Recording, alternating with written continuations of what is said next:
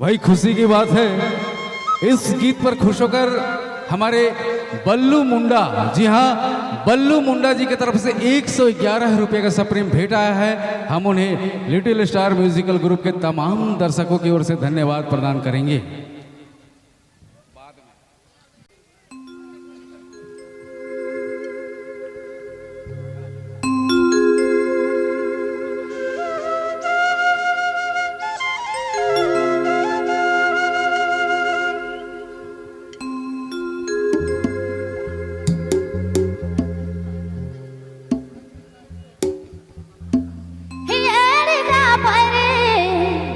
Hey, do bala da, ayeli ka pare, do bala da, chala da, payari khoja.